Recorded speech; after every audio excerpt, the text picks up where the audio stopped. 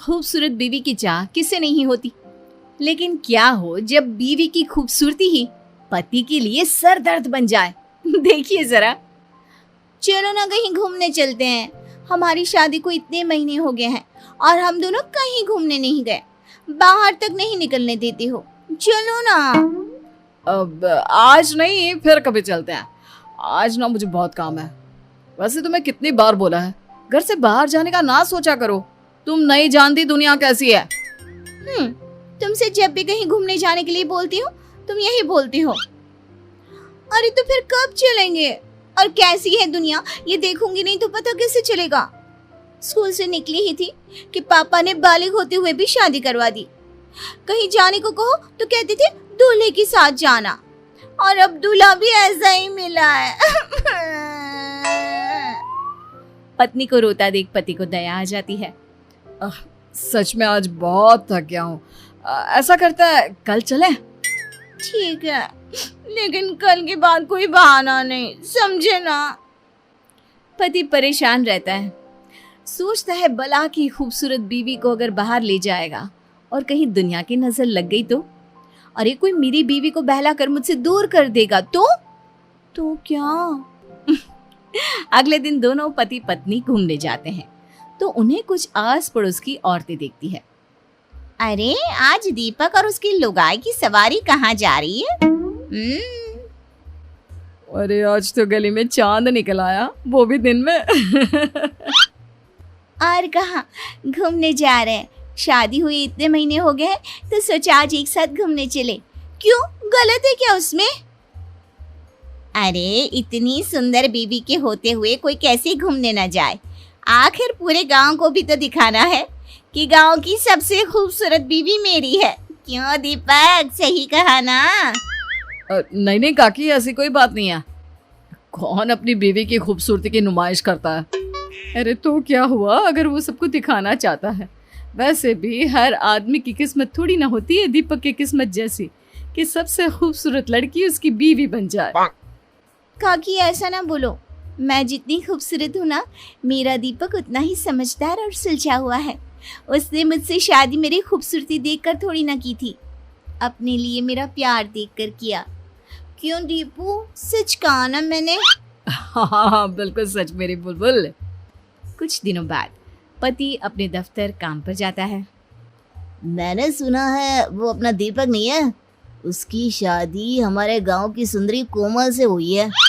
क्यों सच्ची? ऐसी बात है तो दीपक की तो लॉटरी लग गई। अरे क्या किस्मत है उस लड़के की, इतनी अच्छी नौकरी और घर में सुंदर सी छोकरी। अरे लड़के की तो लाइफ सेट है। किस्मत चमक गई है दीपक की शादी के बाद से। अरे कैसे ना चमके, सब कोमल की वजह से, नहीं तो तुम्हें लगता उसे कोई पूछता भी होगा।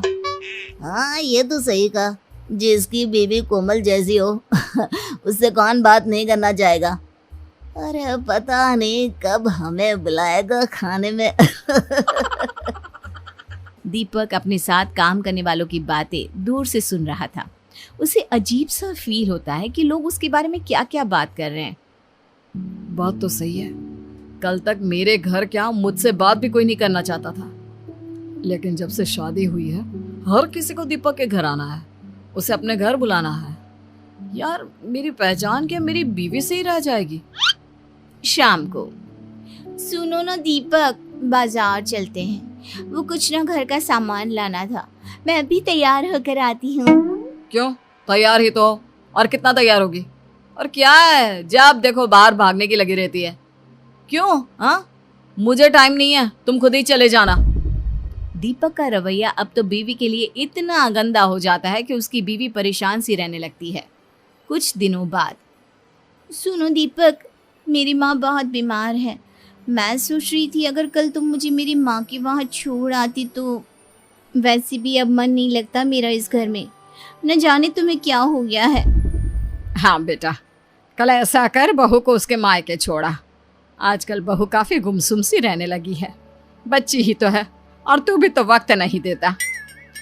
लेकिन माँ मुझे काम है, मुझे दफ्तर भी जाना है, और क्या जरूरत है वहां जाने की? क्या तेरा काम बहू से ज्यादा जरूरी है?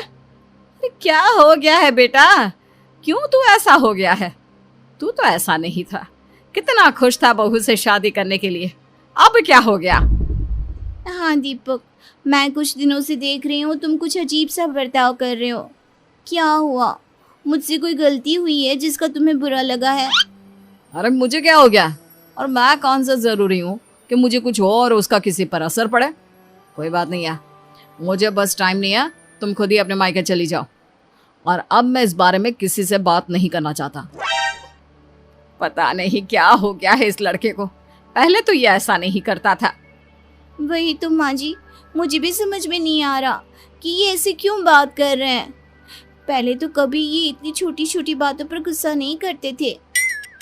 अगले दिन बीवी अपने मायके के लिए निकल रही होती है कि वो पति से मिलने उसके दफ्तर जाती है। पता नहीं, शायद ऑफिस में कोई प्रॉब्लम हो। माँ से मिलने तो जा रही हूँ, लेकिन एक बार इन्हें बता देती हूँ। कल से तो बात भी नहीं की है इन्होंने। बीवी जैसे ही ऑफिस में जाती है सभी उसे देखने लगते हैं। तभी वो पति की कैबिन में जाती है जहाँ अब तुझे क्या हो गया, तू अपनी बीवी से बात क्यों नहीं कर रहा? भला कोई अपनी इतनी सुंदर बीवी से नाराज रह सकता है क्या?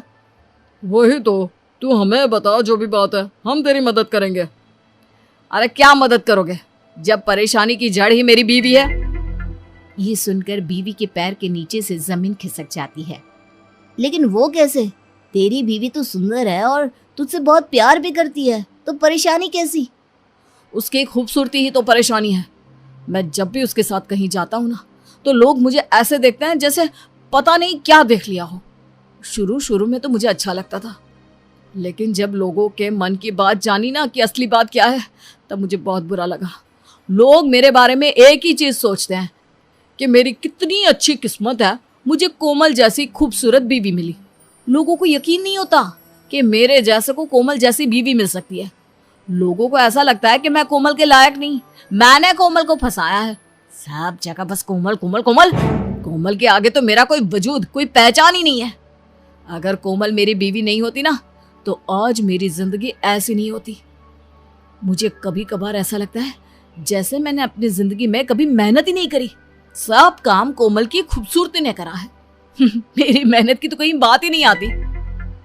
कोमल पति की बात सुनकर रोने लगती है। तभी उसके दोस्त की नजर कोमल पर पड़ती है। अगर सारी परेशानी की जड़ मैं ही हूँ, तो मैं अपना चेहरा प्लास्टिक सर्जरी से खराब करवा लेती हूँ। हाँ, यही ठीक होगा, और अच्छा ही हुआ तुमने सुन लिया, वरना मैं तुम्हें ये सब कभी नहीं कह पाता। कोमल वहां से जाने लगता है कि रुकिए भाभी, कैसी बात कर रही हैं आप? सभी दोस्त मिलकर पति को समझाते हैं और फिर मुझे माफ कर दो। पति के लिए पत्नी की तारीफ और पत्नी के लिए पति की तारीफ ही असली सफलता है।